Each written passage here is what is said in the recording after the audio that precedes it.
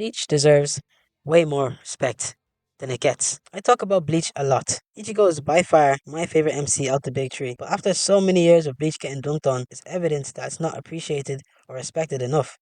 Even I myself am one of the culprits, or was, because Bleach is actually really amazing. When it comes to music, Bleach is the best in the big three. I couldn't imagine Bleach without the amazing OSTs like Soundscape to Idor, Precipice of Defeat, Hollowed, Number One, Nothing Can Be Explained, Invasion, that's just to name a few. I want to understand why Bleach is so disrespected, because I don't get it. Ichigo is by far the best MC in the big three. If you don't think so, go argue with your mother. When it comes to MCs, especially in Shonen, they always have some corny reason for wanting to be strong. But Ichigo, on the other hand, this isn't something that he's wanted since he was a kid. It just happened to him.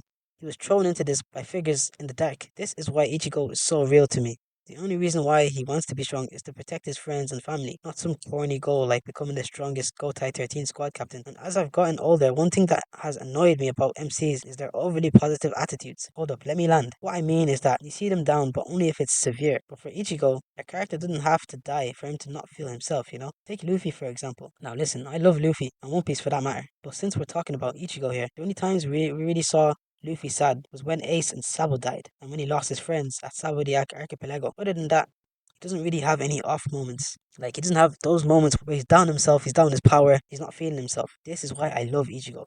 This is why I always say he's like the realest MC in the big three, maybe even Shonen. When he was struggling with the Hollow, with White, during the fight with Yami, he was so confident, so sure about himself that he actually put off one of Yami's arms. Everything was going well until White started to show up, which completely broke his confidence, causing him to lose the fight altogether to Yami of all people. He had to get his confidence back, and I don't think I've seen that in most other anime. If you have suggestions, let me know. Now, let's talk about the genius of Kubo's writing, so you guys can truly understand he's one of the greats in manga, and he's not to be messed with. His pen game is unreal. The Zanpakuto in Bleach is underrated in how it shapes the Bleach power system. Myself, as well as others, had complaints about Ichigo getting power-ups in such a short amount of time when training, but I didn't really understand it. But when I actually thought about it, it makes sense. Because Zanpakuto, it's not a physical thing. It's all about the relationship with your Zanpakuto, which is why you have to learn its name in order to use its power. It's a relationship thing, you get me? I think that's beautiful, you know? Personal.